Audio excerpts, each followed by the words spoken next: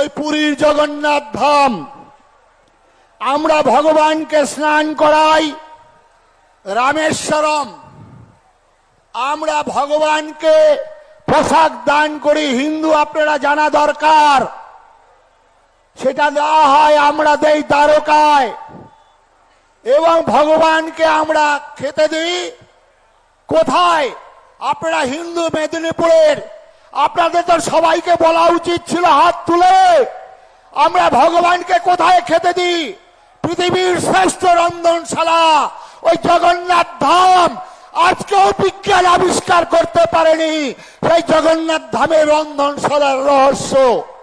বড় বড় ব্যাগ ঝুলিয়ে কাঁধে কাঁধে যারা ঘুরিয়ে বেড়ান, তাদেরকে বলবো ভাই একবার যাও জগন্নাথ ধামে, দেখে এসো সেখানে রন্ধনশালা কি করে হয়েছে। সেখানে স্বয়ং ভগবান যখন দেহ রাখেন, সেই ভগবানের হৃৎপিণ্ড সেই জগন্নাথ ধামে জগন্নাথ মূর্তির মধ্যে সমাহিত।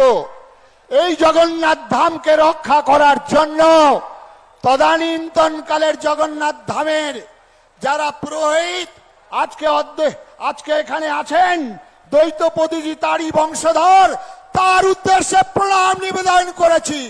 তারা বলেছিলেন এখানে যারা বিধর্মী কখনোই প্রবেশ করতে পারবে না। আমার ধর্মকে রক্ষা করার জন্য আজকে গিয়েছিলেন গান্ধীজি, তাকেও প্রবেশ করতে দেওয়া হয়নি। গিয়েছিলেন ইন্দিরা গান্ধী, যিনি মুসলমান হয়েছিলেন, তাকেও প্রবেশ করতে দেননি। আজকের এই মুখ্যমন্ত্রী, তিনি হিজাব পরার ছবি তাদের কাছে গিয়েছিল, তাকে প্রবেশ করতে দেয়নি। সেদিন থেকে তিনি প্রতিজ্ঞা করেছিলেন, আমি অর্থ দিয়ে, আমার দম্ভ দিয়ে আমি এখানে আমাদের দীঘাতে জগন্নাথ ধাম তৈরি করব। মূর্খ, আজকেই জগন্নাথ ধামের এই তৈরি করতে গিয়েই আজকেই কলকাতার বুকে অঘটন। অনেকগুলো মা ভাই বোন আগুনে পুড়ে মারা গেল। এই অঘটন আজকে ঘটবে ধর্মের নামে। যখন অধর্ম হয়, এই মন্দির প্রতিষ্ঠার নামে যখন অহংকার প্রকাশিত হয়, তখনই এইভাবে ভগবান তার দর্প চূর্ণ করেন। বলেছেন তোমারে যে বধিবে গোকুলে সে বাড়িছে। আজকে সেই অবস্থা। তাই বন্ধুগণ, আমি হতাশা নই।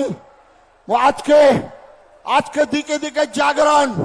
আজকে রামনবমীর যেভাবে পশ্চিমবঙ্গে আমাদের বিরোধী দলনেতার আহ্বানে 1 কোটি মানুষের আহ্বান জানিয়েছিলেন। আমি প্রায় 10টা রামনবমী মিছিলে অংশগ্রহণ করেছিলাম। 1 কোটি নয়, আমার মনে হয় প্রায় 2.5 কোটি মানুষ এই রামনবমীতে অংশগ্রহণ করেছিলাম। জয় শ্রীরাম ধ্বনিতে আকাশ বাতাস মুখরিত হয়েছিল। তাই আজকেই ভগবান রামচন্দ্রের জীবন থেকে শিক্ষা নিয়ে, পঞ্চপাণ্ডবদের জীবন থেকে শিক্ষা নিয়ে, সেই পঞ্চপাণ্ডবরা বনবাসে থাকাকালীন তারা অন্যায় করেছিল। আমাদের বাঙালি আমাদের বাপ ঠাকুর দাদারা পাপ করেছিলেন, সেই পাপের ফল আজকে আমরা বহন করছি। সেই দিন যেমন পঞ্চপাণ্ডবরা পাপ করেছিলেন, আর সেই পাপের ফল ভোগ করতে হয়েছিল ওই অভিমন্যুকে, ওই ভীমের সন্তানকে, ওই দ্রৌপদীর 5টা সন্তানকে মৃত্যুবরণ করানো হয়েছিল। তাই বন্ধুগণ, ওই পশ্চিম দিগন্তের দিক চক্রবালের অন্তরাল থেকে বিনয় বাদল, দীনেশ ক্ষুদিরাম, নেতাজি সুভাষ, বিবেকানন্দ, প্রণবানন্দ, তাদের আত্মাগুলো কাঁদছে। তারা পবিত্র আত্মা পাচ্ছে না, তাই তারা জন্মগ্রহণ করতে পারছেন না। মা, আপনারা একটা পবিত্র হন, আপনারা একটু ধৈর্য ধরুন। আপনাদের কোল আলো করে আসবে ওই বিনয় বাদল, দীনেশের আত্মাগুলো ওই কাঁদছে। বিবেকানন্দ, প্রণবানন্দ, অরবিন্দের আত্মাগুলো তারা পবিত্র মা পাচ্ছেন না, তাই তারা জন্মগ্রহণ করতে পারছেন না। মা, আপনার জন্মদিন গুরু গোবিন্দ সিংহের মতো সন্তান, আপনার জন্মদিন রানা প্রতাপের মতো সন্তান, জন্মদিনের শিবাজির মতো সন্তান যারা জন্মগ্রহণ করে বলবেন শির দুঙ্গা তো সার নাই দুঙ্গা। আজকে সেই পবিত্র সময়ে অক্ষয় তৃতীয়ার পূর্ণ দিনে আমি অনুরোধ করব, আজকে মাঝে মাঝে আমি শুভেন্দুদার মাঝে মাঝে হতাশ হন, মাঝে মাঝে দিল্লির নানা রকম বার্তা নিয়ে তার কষ্ট হয়।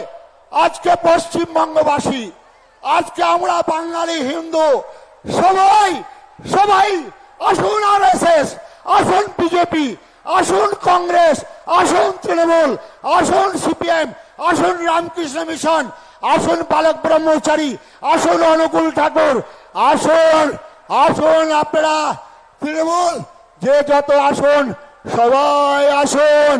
ওই কলকাতার বুকে দাঁড়িয়ে হুকুম দেয় আমরা 70% আর 30% আমরা 2 ঘন্টায় গঙ্গার জলে ভাসিয়ে দেব।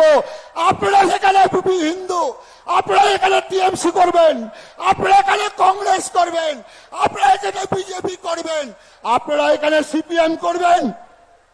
পশ্চিমবঙ্গের একজন বিধায়ক প্রকাশ্য সভায় এই কথা বলছেন, তখন কার্তিক মহারাজ মঞ্চে।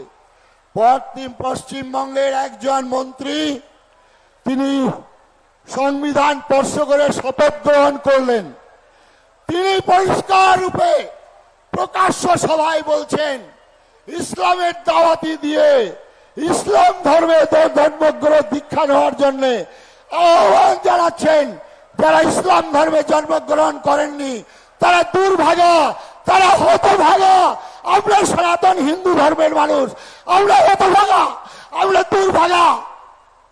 স্বামী বিবেকানন্দ চিকাগো শহরে দাঁড়িয়ে বলেছিলেন I am proud call my self Hindu, আমি নিজেকে হিন্দু বলতে গর্ব অনুভব করি। আর সেই দেশে দাঁড়িয়ে আমাদের বিধায়ক আজকে বলবেন ইসলামের দাওয়াতি, আর আপনারা সাধু সন্ন্যাসী, আমরা সনাতন ধর্মের, আমরা কি হতভাগা? আজকে বলার সময় এসে গেছে। আজকে বোবা হয়ে বসে থাকলে হবে না, খালি রুদ্রাক্ষের মালা জপ করলে হবে না, খালি হট যোগী কাল যোগে হলে হবে না। আজকে বিবেকানন্দের মতো বলতে হবে I am proud call my self Hindu. আজকে নজরুলও বলেছিলেন ভারতের প্রাণ হিন্দু। আচার্য স্বামী প্রণবানন্দজি মহারাজ বলেছেন আমি হিন্দুকে হিন্দু নামে ডাক দিতে চাই। মানুষ জপ করে রুদ্রাক্ষের মালায়, মানুষ জপ করে কাঠের মালায়, মানুষ জপ করে তুলসীর মালায়, আমি আজীবন জপ করেছি জাতি গঠন, জাতি গঠন, জাতি গঠনের মালায়। আমি সেই গুরুর শিষ্য, আমি প্রণবানন্দজির শিষ্য, আমি কার্তিক মহারাজ। যতদিন আমার দেহে রক্ত থাকবে, যতদিন আমার প্রাণ শক্তি থাকবে, ততদিন আমার হিন্দু সমাজের জন্য, ততদিন বাঙালি হিন্দুকে সংগঠিত করার জন্য আমি বাংলার এক প্রান্ত থেকে আরেক প্রান্ত ছুটবো। আর আমি কার্তিক মহারাজ, আমি শুভেন্দুদার পাশে দাঁড়িয়ে আগামী দিনে শপথ গ্রহণ করার জন্য শুভেন্দুদাকেই পশ্চিমবঙ্গের মুখ করে আমরা দাঁড়াবো। সুতরাং আসুন, সমস্ত রকম দোষ ত্রুটি আর সমালোচনা নয়, আলোচনা নয়, এখন শুধু এগিয়ে চলার চড়াই বেটি, চড়াই বেটি, চড়াই বেটি। দূর শুধু ফুলে নয়নে জলে কাকতি মিনতি গানে পূজা নেব না করবার, সংকল্প করিতে হইবে অসুর প্রতিবার, তবে হবে বিশ্ব মাঝে বাঁচিবার চির অধিকার।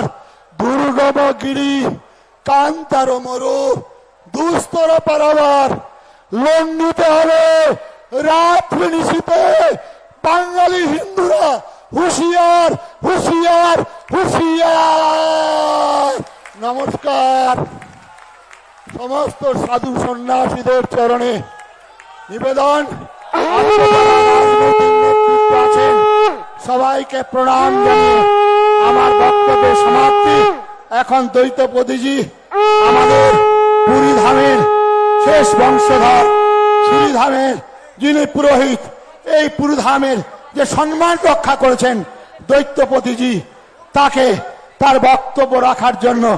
তাকে মাল্য দিয়ে বরণ করছেন আমাদের হৃদয়ের, আমাদের প্রাণের, আমাদের লড়াকু, আমাদের শ্যামাপ্রসাদ মুখার্জির স্বপ্নকে বাস্তবায়িত করার জন্য শুভেন্দু দাকে আমি আমার জীবনের আরো 10 বছর আয়ু দিয়ে তাকে আমি সল করে যাব।